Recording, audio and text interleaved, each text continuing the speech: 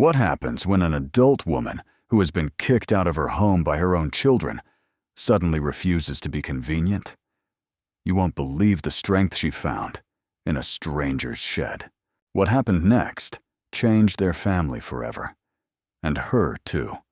Clara took the pot off the stove and placed it on a wooden trivet so as not to burn the tablecloth. The room smelled of fried onions, boiled potatoes, and something else. Something elusively homely, like a Sunday morning that would never come again.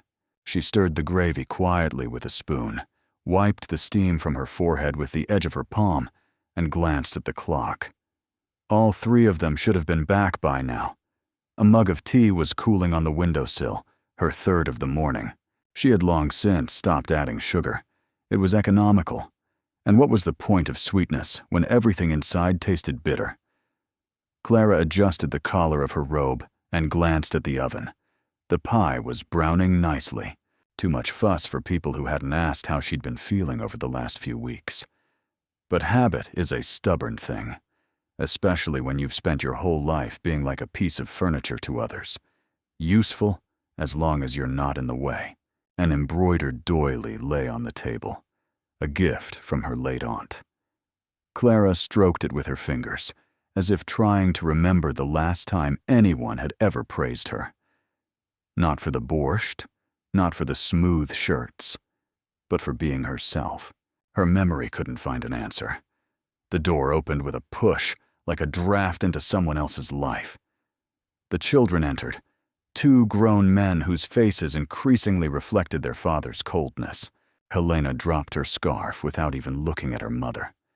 Matteo nodded, but his gaze immediately slid to his phone. "Enjoy your meal," Clara smiled weakly, as if afraid that the smile would cause everything to fall apart. "I thought you'd be hungry." "We ate in town," Helena said curtly, and sat down at the table as if she were on trial. "You shouldn't have bothered." Clara felt something slide down in her chest, like a thread she couldn't hold on to. She didn't ask. "Why didn't you tell me?" Because she knew the answer. Their plans had long since excluded her. She was background noise, a remnant of something old and useless, like curtains with stains that wouldn't wash out. Matteo flipped through the screen and snorted. "It smells like a hospital cafeteria in here." Helena looked at her mother, the way you look at someone who doesn't fit in. "We need to talk, Mom." Clara sat down. Her heart was pounding in her neck and temples. She knew what they were about to say. It was in their eyes, the exhaustion she knew so well. Only now it was directed at her. "Matteo and I have decided," Helena said, avoiding her gaze, "that it would be better for you. Well, if you moved out." To the cottage. Clara said nothing. Something inside her reared up like a cat in the rain. The pie was cooling on the table. No one cut it. "It's nice there," Helena continued. "The air, the quiet. We can bring you groceries." "Once a week," Matteo clarified, without looking up from his phone. Clara looked silently at her children, the ones she had once gotten up for at night, gone without food, endured, explained, and covered for. The ones who now looked at her as if she were an inconvenient suitcase. "Will you come visit? Sometimes?" "Of course," Helena said. "No hard feelings, Mom. You always said you didn't want to be a burden." Clara swallowed. The room swayed slightly, like a boat on the water, when it suddenly becomes clear that there will be no shore. She stood up and walked to the window. Outside, wet trees scraped their branches against the roof. It was as if they were asking for something, or saying goodbye. She didn't cry. There was no water left inside her. "The pie will get cold," she said quietly. "Take it with you. There's no stove at the cottage." No one moved behind her. Only the tea in the mug continued to cool, reminding her that everything she had prepared with warmth would remain unsaid. What happened next changed everything. You won't want to miss how it unfolded. In the next chapter, words are spoken that cannot be forgiven. Stay to find out how Clara began to fall and stopped being afraid of pain. You've always been too soft. That's why you get walked all over. The words came out as Clara was packing her things into her bag. Helena said them in passing, between a teaspoon and a comb, as if she were talking about someone on the news rather than her mother. Then she went into another room, leaving the words to hang in the air. Clara froze. The spoon in her hand trembled as if in the wind. She looked at Helena, but she had already turned away, explaining something on the phone to someone who was clearly more important than the woman who had given her her name. Too soft, Clara repeated in her head, trampled, as if she were talking about a doormat. Yes, maybe she really was a doormat, with the fringe torn off. But which one of them had taught her to be like that? She put the spoon in an old pencil case, a gift from her husband. He had a heavy hand, but he was good at collecting things. Cabinets, people, debts. Clara was only good at collecting herself when no one was looking. And her children, so they wouldn't cry. And her words, so she wouldn't hurt anyone. There was an album on the bed, yellowed photographs, pasted in with love and foolishness. Funny haircuts, marshmallows in the hair, the eyes of children who still felt something back then. Clara touched the photo where she was holding a baby, Helena. Back then, it seemed like she had her whole life ahead of her. It turned out to be behind her. "Are you done?" Matteo asked. He was standing in the doorway with a bag. His face was distant, as if he was waiting for the repairs to be finished. "Almost," she said and looked up. "I didn't think it would take you so long," he shrugged. "You'll be better off there, honestly." Clara nodded, because arguing was like punching water. Only waves and splashes. She walked over to the clock on the wall. It was an old cuckoo clock that had stopped in the spring. Helena said it was ugly, but Clara heard her late mother's voice in it. The clicks of time passing silently. Clara took it off the wall and put it in her bag. The rest of her things didn't matter. She had already lost everything that mattered. Trust. Voices. Embraces that needed no excuse. In the kitchen, Matteo opened the refrigerator. "Are you taking all this with you?" "No, leave it." "I'll figure something out." He nodded, uninterested, as if he had heard that it was going to rain tomorrow. Clara went out into the yard. The bag was heavy, but lighter than the words she didn't say. The air smelled of wet earth and metal. The neighbor's rooster, out of habit, crowed something angry. Helena followed her out, holding out the envelope. "Here, some cash, for the time being. Just don't call me for anything trivial." Clara took it. It was as if she had been handed a crutch instead of a leg. "Thank you," she said.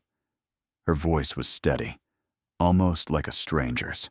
Helena took a step closer, as if she wanted to say something, but changed her mind. She just squeezed her mother's shoulder. "You're strong, Mom."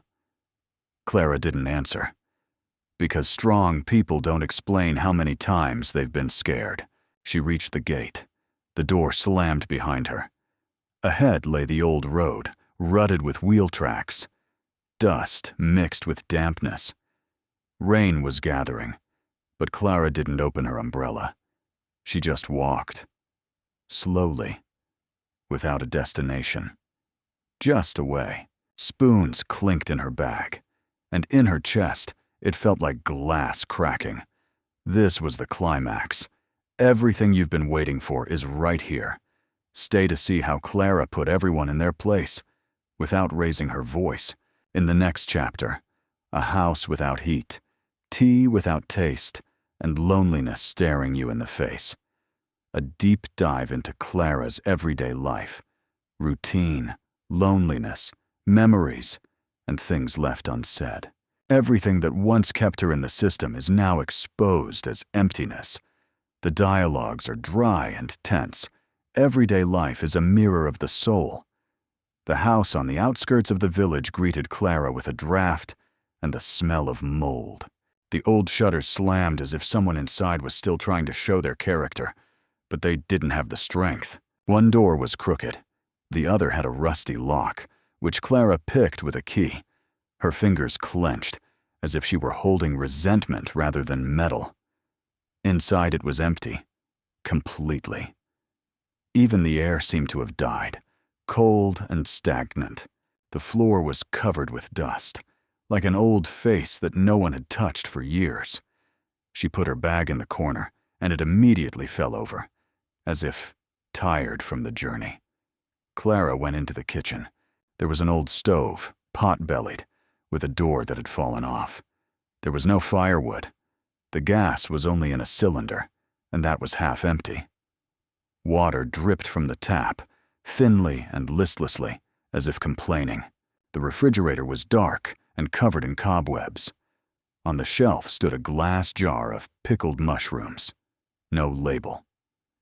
Clara looked at it as if it were a dog that had once bitten her. She didn't trust it.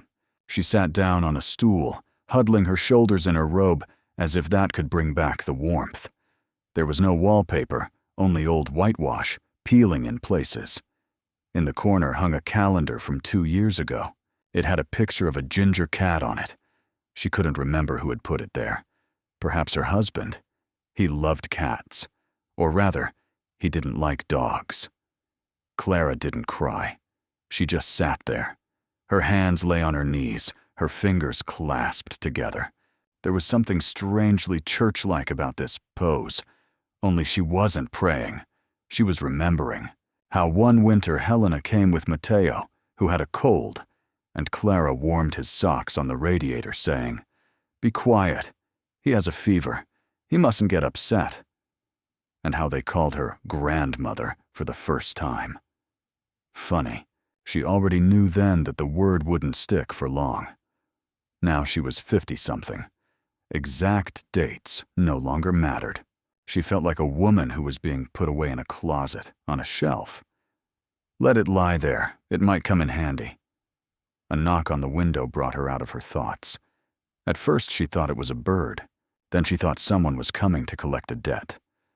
But there was a man standing behind the glass. Short, stooped, wearing a gray jacket and with a cane instead of a leg. Tomas. She opened the window. "Well, are you alive?" he said without greeting her. His voice was hoarse but not angry. "I heard you came. I've been waiting a long time." Clara nodded. Words wouldn't come. Thomas used to live across the street with his wife. Then she died, and he was left like a weed. A nuisance, but impossible to get rid of. No one liked him. They said he was harmful. Or maybe he just didn't know how to talk about anything but pain. "Do you need a stove?" he asked, glancing at her shoulders. "I have an old one in the shed. It's not pretty, but it doesn't smoke." "Is your shed still standing?" "I'm still standing," he shrugged, although not everyone likes that. Clara lowered her gaze. Thomas frightened her, but in his own way he comforted her. He had the same deep melancholy as she did. Only he had learned to drink tea with her. "Thank you," she said quietly. "I'll take a look tomorrow." He nodded. He didn't leave right away. Then he limped off through the mud.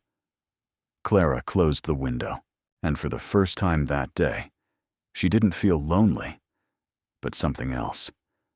The presence of someone who also knew what it was like when your loved ones were alive, but you weren't in their lives. The next day, she woke up cold. Her fingers were stiff. Her nose was icy. Clara pulled on 2 sweaters, 3 pairs of socks, and wrapped herself in a scarf. She went out into the yard for firewood. There was none, but there were cans. Empty, old cans. She sighed. A cat was sitting on the fence, gray and mangy. It looked straight into her eyes. It didn't meow. It just watched. Clara threw it a piece of bread. The cat didn't move. It just turned away. The house was quiet. Too quiet. Not even silence. Soundlessness. Like in a room where no one lived, only waited for someone to die. Clara made tea with the last of the water. She drank it sitting by the stove, hugging her shoulders. The loneliness didn't smell of damp. It smelled of things left unsaid, of things that were expected, but never heard. Of children getting into a car and not looking back. On the third day, Clara woke up before dawn. It seemed that even time had stopped here, that it was falling apart. The stove still wasn't working. Her body ached from the cold, and a viscous, stubborn emptiness had settled inside her, the kind that neither wool nor broth could warm. She got up, put her coat on over her robe, and went to the well. The bucket creaked like aching joints. On her way back, she saw Thomas by the shed. He was rummaging around in the dark, crumpling pieces of metal between his fingers, sorting through boards, as if searching for surviving pieces of life. He didn't call out, just glanced at her and turned away again, like a man who no longer needs noise to be noticed. Clara thought she would ask about the stove later. Right now, she just had to survive the morning. At noon, she heard a car stop at the gate. The sound of a foreign life, sharp, confident, urban. The door slammed. Someone quickly approached the door, not bothering to wipe off the dirt. Clara went out. Helena was standing there with a box in her hands. She was wearing a new jacket, her face never having known the cold in this house. "Hi," she said. "I brought you something. Blankets? Canned food? A thermos?" "Thanks," Clara replied curtly. "I didn't ask for anything." "I know," Helena lowered her gaze. "I just thought that." She stopped herself.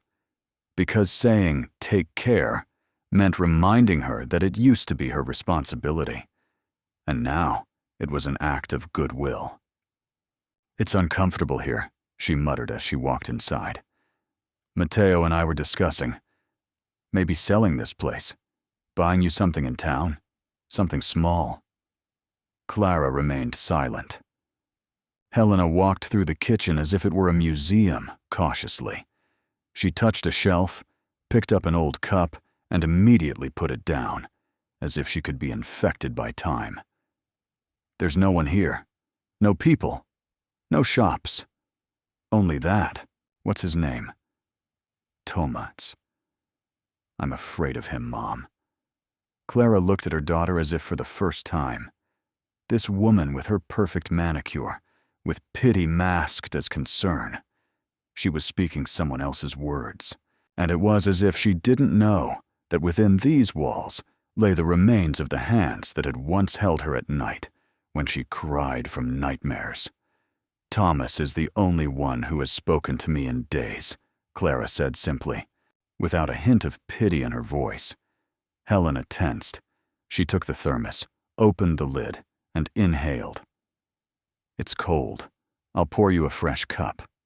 "No, don't!" Clara snapped. Tension hung in the room. Helena straightened up. "Are you angry?" "Even though we're trying." "Who is we?" Helena didn't know how to respond. Then she put the box on the table and moved closer. "My brother and I want you to be comfortable." "No," Clara said calmly. "You want me to disappear." Helena took a step back. Her eyebrows twitched, but there were no words, no tears, only bitterness tangled in her face. "Do as you please," she said. "Just don't play the victim. You chose this yourself. You've forgiven everyone your whole life. Now you have nothing left." She left, slamming the door behind her. The car drove away shortly after. Clara sat down. She looked at the box, then at the stove, then out the window, where even the trees seemed to have turned away. She took her coat, threw it on, and walked across the yard to Thomas's shed. He was standing at the entrance, as if waiting. "You promised to show me the stove," Clara said quietly. "I didn't promise," he smiled. "I offered." She nodded. Then I agree. Tomas's shed stood on the edge of the yard, away from the road, like an old man who had already said everything he had to say. The boards were darkened by rain, the cracks gaped with drafts, but inside it smelled of life. Real life. Dust. Iron. Fire. Clara went inside, cautiously, as if stepping over someone's memories. Thomas was sitting by the stove, the very one he had promised to show her. Orange warmth seeped through the iron crack. "Don't be afraid," he said without looking up. "I don't bite. Not for a long time." She sat down next to him on a box of nails. Her body immediately thawed, as if returning to itself. It was strange how hot ordinary metal could be, and how cold loved ones could be. "She said I chose this myself," Clara breathed. "That I forgave everyone my whole life, and now I have nothing left." Thomas raised his eyebrows. "She's not lying." Clara turned to him sharply. "Excuse me?" "She's not lying," he repeated. "You really did forgive everyone, and you really are alone. So the formula worked. The only problem is not forgiveness. It's that you forgave silently, hoping that someone would understand." "What, I should have screamed?" Clara asked sarcastically. "You should have lived," he replied, staring into the fire. Clara fell silent. Something old stirred inside her. Not anger or resentment. It was a longing for herself. For the person who once spoke, laughed, and argued, until she was made convenient. "I tried," she whispered. "First for my husband, then for my children. And then, I didn't know who for anymore." Thomas sighed, stood up, and walked to the far corner of the shed. There was a thermos of coffee. He handed it to her. Bitter. Just the way it should be. Clara took a sip. The coffee was indeed strong, like the truth, and she felt something inside her tremble, like an old splinter that no one had ever removed. "I don't know what to do," she said. "They want me to live here, quietly. No complaints. No phone calls, with boxes once a week." Tomas shrugged. "And you?" Clara looked at him. Straight, without pity. "I don't want to be furniture, but I don't know how to break things." "Start with the stool," he said. "Drop it. At least for yourself." She smiled. "Are you a philosopher?" "I'm a man who was also thrown out once," he said. "And then it turned out that you can live with ashes, if you don't try to be fire again." Clara looked at the fire in the stove again. It danced, lived, swayed. And she sat there, warm, alive. Not a piece of furniture. Not a mistake. Just a person. "They expect me to be silent," she said. "They always have, because it's easier that way. And now I want to be silent again, because I'm scared." Tomas nodded. "What if you don't stay silent?" Clara stood up. Slowly, like someone who has a words left, only intention. She took the thermos and turned toward the door. "Then we'll see who was afraid of whom." The morning began without hope, but with a decision. Clara washed her face with ice-cold water from a basin, threw on her coat, and went out into the village. The ground beneath her feet was soggy clay, and she felt the stares of strangers on her shoulders. Her elderly neighbors shunned her, some whispering, others chewing over yesterday's gossip. Clara didn't look at anyone's faces. She wasn't walking toward anyone, but away from someone, away from the one who only allowed her to breathe with permission. Helena was standing outside the store. Mateo was next to her. They were discussing something. Mateo was gesturing, and his sister was looking at her phone with a dissatisfied expression. Clara approached them, her fingers numb with tension. "We need to talk," she said calmly. Her voice was like a knife sharpened in silence. They both flinched. It was as if they hadn't expected the person you kicked out to come back for anything other than an apology. "We're in a hurry," Matteo tried to smile. "Later?" "No, now," Clara said firmly. Helena rolled her eyes. "Mom, please." "I'm not going back to the cottage," Clara interrupted. A long, sticky silence followed. "Excuse me?" Helena asked coldly. "I'm not going to live there," Clara repeated. "I didn't ask you to feed me. I didn't ask you to take care of me. I asked you to be there when things were bad. You left. Now let me go." Matteo looked at his sister. "What do you mean, let you go?" Clara looked them in the eyes, without reproach, without hysterics. "It means, don't come here. Don't explain. Don't bring me handouts in boxes if they don't contain respect. I'll survive. Without canned food. But not without myself." Helena flashed an angry look. "Is that so? So now we're enemies?" "You're not my masters anymore," Clara said simply. She turned and walked away. Not away from her family, but from her old role. The one where she kept quiet, accepted, warmed, forgave. Mud squelched under her feet, dripping from the trees. The wind blew her scarf off her head. When she reached Thomas's shed, he was already stoking the stove. Seeing her, he silently pushed his mug toward her. Clara sat down, staring into the fire. For the first time in many years, she felt neither guilt nor fear. Only emptiness. And in that emptiness, there was room for something new. "Are you warm?" Thomas asked. "Yes," she nodded. "But not inside yet." He grinned. "It takes longer to warm up inside. But at least it doesn't go out at the first draft." The next morning, Clara woke up not from the cold, but from a sound. Someone was knocking, not on the door, but nearby, as if calling, without intruding. She looked out into the yard. Thomas was fiddling with a wheelbarrow containing firewood, a broken stool, and a twisted coil of wire. "This is for you," he nodded. "The stove is warm, but sitting on the floor is not appropriate for your age." Clara smiled. "And what age is it not to live in a storeroom?" "According to us, the most interesting age," he replied. "When you have nothing to wait for, you start to live." She helped him unload the wheelbarrow.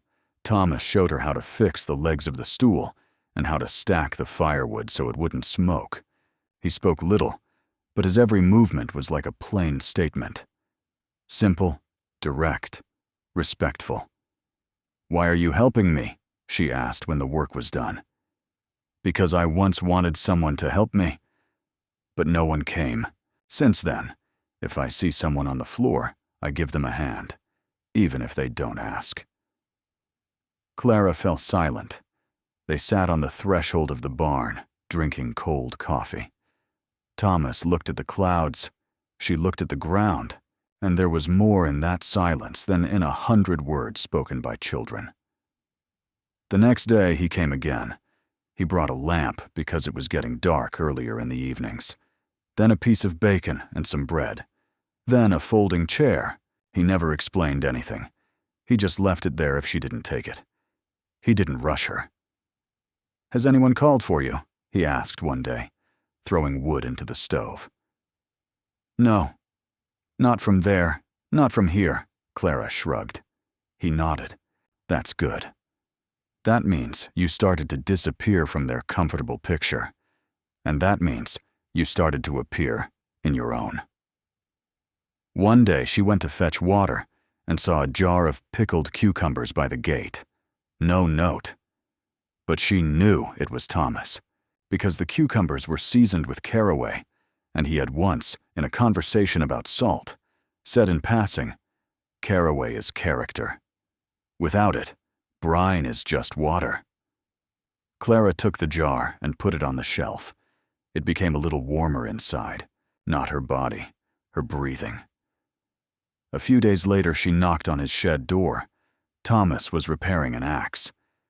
"I brought apple pie," Clara said. "It's a little burnt." But I decided that neither of us is perfect. He took the dish and sniffed it. "It smells like a woman. Complex. You don't know if you like it right away, but it draws you in." She laughed, for the first time truly. Without bitterness, without defensiveness. Tomas looked at her intently. "You're alive, Clara. Strange, isn't it? No. What's strange is that it's only now." Clara woke up early, but now it wasn't because of the cold, but because of the smell. Her house smelled like bread. Not real bread. She hadn't baked anything. It was just the walls, the rags, her own skin that suddenly gave off that feeling you get when someone lives in a house. And you don't have to justify your existence. She cooked porridge on an old Primus stove, listening to the clock ticking. The same one with the cuckoo that Helena called ugly. Now it was working. Thomas had fixed it. Just like that. No words, no requests. Clara began to count the days, not with crosses, but with the fact that each day had something special about it. The first day, she rearranged the furniture. The second, she washed the window behind which the sunset was hiding. The third, she put on a dress again. Not because guests were coming, but because she wanted to see herself in something other than fatigue. The gray cat with the broken ear now lived on her porch. It didn't rub against her or climb into her lap, just lay there. They were alike. Thomas came more often, sometimes silently, sometimes with short stories, how he once mixed up nails and nailed his pocket to the door, how his wife went just to the store and never came back. No tragedy, just facts, overgrown with sarcasm like trees with moss. "Are you making preserves again?" he asked, when he saw the jars and chopped carrots on Clara's table. "Yes. For the winter," she replied. "Are you sure we'll have one?" She looked at him. "How can you live without pretending you will?" He nodded. "You can, but you won't live." Clara started going to the forest, at first just to breathe, then to gather firewood, then berries, and one day, thoughts. Thoughts about herself, about what she liked, what she didn't want, what she would no longer allow. One evening, Thomas brought an old nail puller and showed her how to straighten boards with it. Clara listened attentively, and then, for the first time in her life, she hammered a nail. It was crooked, but she did it herself. He smiled. "If you were like that at 30, you'd burn half the town down." "I was," she smiled. "No one gave me any matches." They sat on the porch, drinking hot water with raspberries. Thomas handed her an old book with no cover and yellowed pages. "It's about a woman who left her husband at 48. She started painting. Then she started selling her paintings. Then she got married again, to a silent carpenter." "Is it autobiographical?" Clara smiled. "No, it's a dream." These days she laughed more often. Not loudly, just to herself. She was finding things she had lost in her worries. Music in a saucepan, warmth in an old shawl, taste in sour apples. But inside, anxiety was already stirring. Mateo hadn't called. Helena had disappeared. Was it freedom or a lull? One morning, Clara found a box at the gate. No name on it. Inside was a photo album, the one she had left behind with her children. On the last page was a note. "You wanted to be alone. Here you are." There was no signature. Only the corner of the paper was crumpled, as if someone had hesitated to put it in or tear it out. Clara closed the box. She paused. Then she took the album and put it in the oven. Not because she wanted revenge, but because photos are about the past. And today, She finally had a present. Thomas saw the smoke and came closer. "What's burning?" "Nothing," Clara said. He didn't ask any more questions. In the evening, the air smelled like rain, although the sky remained clear. Clara sat by the window sorting bulbs, not for planting, just to keep her hands busy. Thomas hadn't been there for 2 days. The cat dozed by the stove, occasionally twitching. Everything around her was deceptively calm. There was a knock at the door. It wasn't Thomas. It wasn't the neighbor. The hand at the door was impatient, unfamiliar. Clara opened it. Mateos was standing there. He was wearing the same raincoat he had worn on the day they took her to the cottage. Only now there was a lump in his throat that he couldn't swallow. "Hi," he said. "Did you find the time? I need to talk." She didn't invite him in, but she didn't close the door either. Mateo came in and looked around. The stove, the curtains, the smell of dried grass. It was as if he had entered a foreign reality, and he was afraid that his mother could live without him. "You don't talk to her?" he began, without mentioning her name. Clara didn't answer. "She said you were sick, that you might have blackouts, that you're alone, and we have to take you back, because it's dangerous." Clara slowly straightened up. "She said I wasn't myself. She said you've changed, that you threw away the album, that you talk strangely." Clara stood up. She walked over to the stove. She touched the door. "And you believed her?" "I don't know." Mateo rubbed his temple. "You really aren't yourself. You used to call and ask how I was. Now you don't say a word. What about you? When was the last time you called?" He fell silent. "We didn't know you were with that Thomas," he began. "With who?" Clara interrupted sharply. "With the man who says, 'Good morning' to me? Who brought firewood when you left me in a damp house? Who doesn't call me Mom, but hears me when I speak?" Mateo swallowed. "We're just worried about you." Clara walked to the door. "No. You're afraid that I've learned to live without you. You're afraid that I don't call, beg, or stand outside your door. That I don't need you as much as I used to, and that means you have to take a look at yourselves." Mateo lowered his head. "I didn't know you were so angry." "I'm not angry. I woke up, Mateo. And you know what's scarier than loneliness? Realizing that you've spent your whole life with people who only want you around when you're quiet." He looked at her, and she no longer felt any pain, only clarity, cold, but her own. "Mom, I'm Clara," she said calmly. "Not a role, not a format, not a victim." He left. He didn't slam the door. He just walked away with the face of a man who had just realized that his mother was no longer the woman who stood at the stove and asked if he was hungry. Clara stood there for a long time. Then she took her husband's old shirt off the nail. She put it in a box.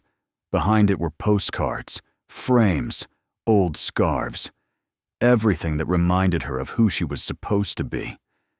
She took the box to the river and let it float away. On the third day after Mateo's visit, the call started. First in the evening, short, broken. Then in the morning. Then again. Clara didn't answer the phone. She had no desire to listen to explanations. She had already heard the main thing. They weren't afraid for her, but for their reflection in her. Thomas came less often. He said his back ached, that the axe was blunt, that the cat had started barking at the pigeons. Clara understood. He was giving her space, or taking it for himself. Either way, it was honest. But doubts began to grow in the silence. Not thoughts, but doubts. Like damp in a corner. You can't see it, but you can smell it, especially at night, when the branches scraped against the roof like someone's guilt. One day Clara went to the store. People looked at her, not hostile, but with interest. like a sick person who suddenly started singing. Someone nodded, someone turned away. Even the saleswoman, who used to throw her change at her, was now polite, and that didn't make it any easier. "Do you know what people are saying about you?" she whispered, cutting bread. "No, and I don't want to know. That Thomas is putting a spell on you, that you're not acting like a woman, independent." Clara silently took the bag and left. The saleswoman's words followed her like wet socks. The next day, Helena arrived, without warning, without a box. "You're poisoning the air, Mom," she said from the doorway. "Matteo isn't eating. I can't sleep. You've turned into some kind of witch, a hermit. And all because we're not saints?" Clara didn't move. She just stared. "You've rewritten everything. Our whole life," Helena shouted. "We grew up on your lap, and all you did was wash, cook, and forgive. And now you're pretending we destroyed you." Clara moved closer. "I'm not pretending. I'm just saying it out loud now." Helena turned pale. "You think Thomas will replace your family?" "No, but he doesn't pretend to love me. You did." It was a blow, not a scream, not an accusation, just a statement. Helena left, as if she had been pushed out by a draft. The next day, Clara fell ill. Everything ached. Her head throbbed, her joints buzzed. She lay by the stove, wrapped in blankets, with the cat breathing at her feet. Tomas didn't come. Maybe he didn't know. Maybe he was letting her know to deal with it herself. She dealt with it. With tea, with broth, silence, and voices in her head. "You're too soft. You're poisoning the air. You chose this yourself." Clara was suffocating, not from illness, from the fact that every nail she had used to nail down her freedom was starting to wobble again. The fire in the stove went out in the early morning. The firewood was gone. Clara couldn't get up to add more. Her body felt foreign. Everything ached, as if she had lived not 60 years, but 300. Her head was buzzing. Her throat was empty. No tea. No words. Snow had fallen during the night. The first snow. Wet, like cotton wool, it stuck to the windows and settled on the roof, the porch, and the cat. But the cat didn't come into the house. It sat curled up under the barrel and stared at the door. It was as if it knew that Clara wouldn't open it. All night long she dreamed of her children. Wet, small. Matteo with a runny nose and a plea. "Mom, don't die." Helena with pigtails and silent eyes. And she, Clara, laughing, at the stove, in an apron. Then suddenly grown up, old, forgotten. The dream ended abruptly, like an unsigned letter. When she woke up, her face was pressed against her hand. Tears? Sweat? It didn't matter. Everything tasted equally salty. There was a glass on the table, empty, as if yesterday's tea had evaporated, along with the feeling that someone else was coming. Tomas didn't show up. Not in the morning, not in the afternoon. Not a sound. Not a knock. Nothing. Clara got up. Her clothes were cold. Every movement was an effort, as if her body was deciding whether to live or not. She stumbled to the door and opened it. Snow hit her face, and silence, prickly, sticky, heavier than noise. She went out into the yard, staggering, slowly, like someone who is not looking for anything. Just walking, because she cannot stand. The cat did not come near her. It just watched. She reached the fence, leaned against it, and suddenly realized. That was it. Not in the sense of everything is bad, but in the sense that everything was over. Everything that had kept her going. The belief that they would change their minds, the hope that Thomas would come, the illusion that around the corner there would be someone who would take her by the hand. She straightened up and looked at her hands, blue fingers, cracked skin. The lines on her palm were like roads that led nowhere. Clara slowly returned to the house. She sat down by the cold stove. She hugged herself, not to keep warm, to keep from falling apart. The clock ticked on the wall. Even the cuckoo was silent. Clara took a photograph out of the drawer, the only one that had survived. There they were, the three of them. Helena, Matteo, and her. Still young, too soft to know how much it would hurt. She tore the photo, quietly, along the edge. Without anger. It wasn't a protest. It wasn't a gesture. It was a farewell. To the self that was waiting. To the self that was silent. To the self that no one would ever bring back. Clara lay curled up on the old bed. The room was dimly lit by a single streetlight, shining through a crack in the shutter. It was quiet inside. Not just silence. It was as if the entire universe had held its breath, giving her time to hear herself. "What have I become?" she whispered into the darkness, as if afraid that her words would break the fragile balance. Memories came flooding back. Her childhood, where her mother sang lullabies but never looked her in the eyes. Her father, who was silent but like a wall, impenetrable, cold. Her first steps into a world where smiles were only given for obedience.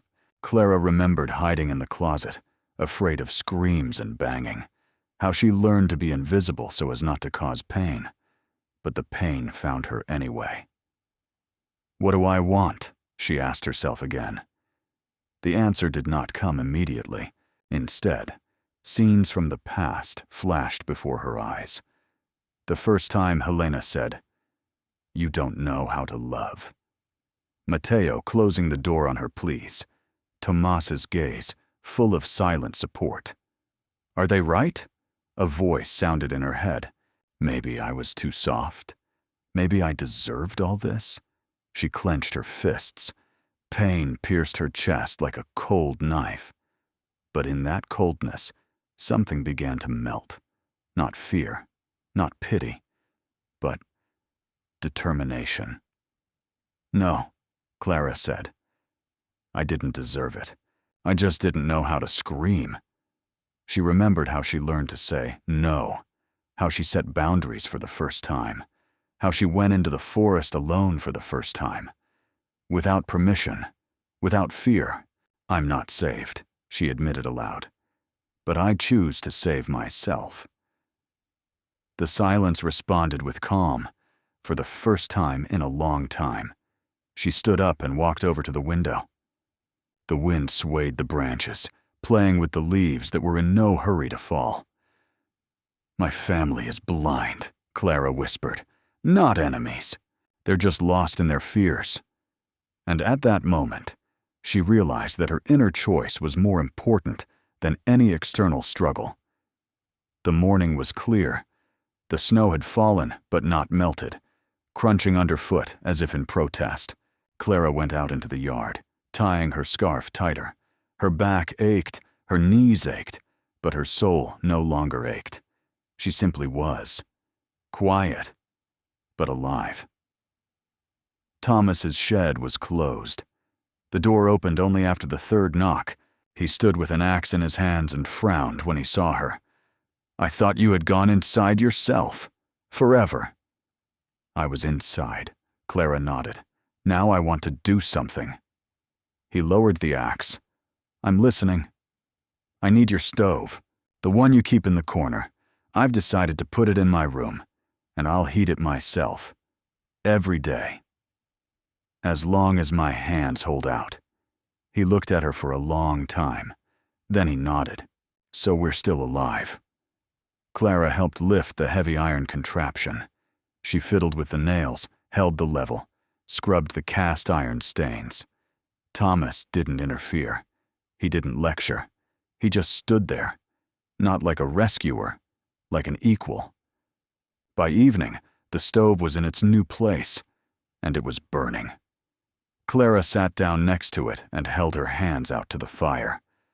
Outside, there was still snow on the ground, but inside the house it was warm. Not from the stove, from her. "I'm going to live here," she said, staring into the flames. "Not because you left me, because I decided to stay." Thomas nodded silently. "They won't come," she added. "Is that what you want?" Clara thought about it. "I don't want them to come just because they're afraid without me. I want them to come when they're ready to listen. And if they don't come, I'm not alone. Because I'm not empty anymore." She went to the corner and opened the drawer where she kept her letters. She burned them. Not with anger. With respect.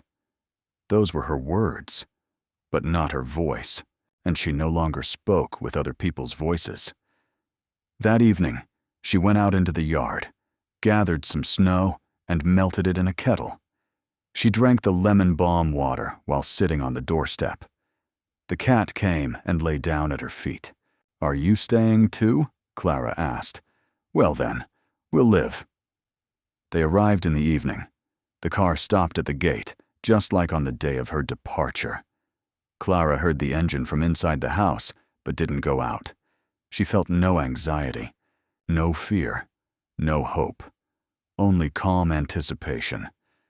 It was as if she was waiting not for them, but for herself, in this final scene. Helena and Matteo were the first to approach, in coats, boots, in their roles. Helena was tense, as if preparing for an exam.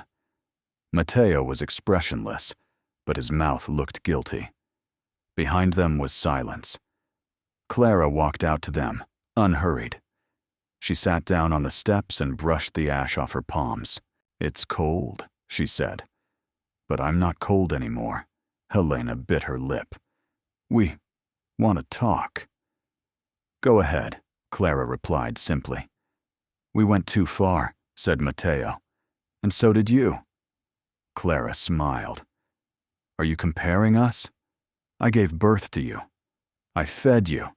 I loved you. You kicked me out. And now you want an equal outcome?" "Mom," Helena began. "No," Clara raised her hand. "Today, I'm talking, and you're listening, at least once in all these years." They fell silent. Clara stood up. She leaned against the doorframe. "You wanted me to disappear, to not call, to not ask, to not remind you that you grew up in my arms. I disappeared, but I didn't die." "We understand that," Matteo said quietly. "Do you think I hate you?" Clara continued. "No, I feel sorry for you, because one day you'll grow old too. And if you do the same thing to your children, you'll understand what it's like when no one needs your voice anymore." Helena wiped away a tear. "We didn't know how to deal with you. You were always convenient."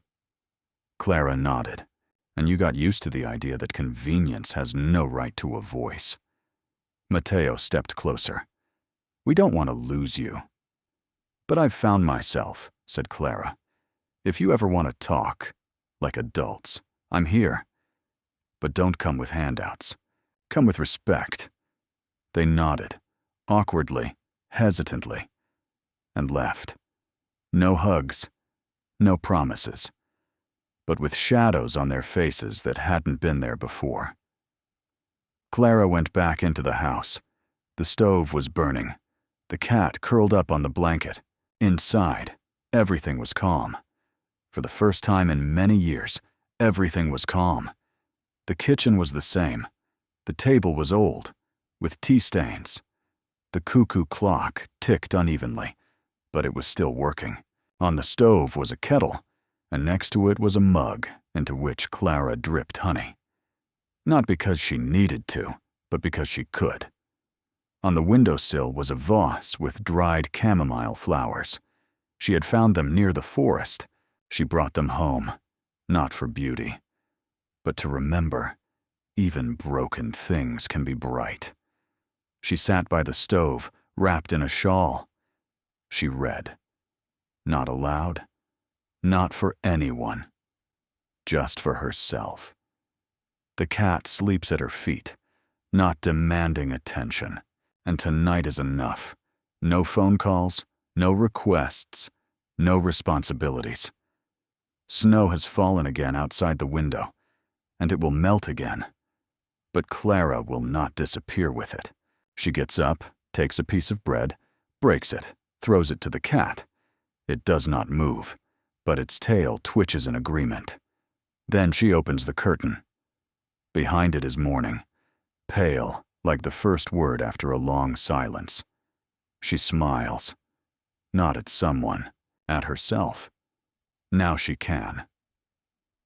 If you know the feeling of giving everything and getting nothing but silence in return, write the word enough in the comments and show that you too are no longer silent. Share this story with someone who is afraid to put themselves first.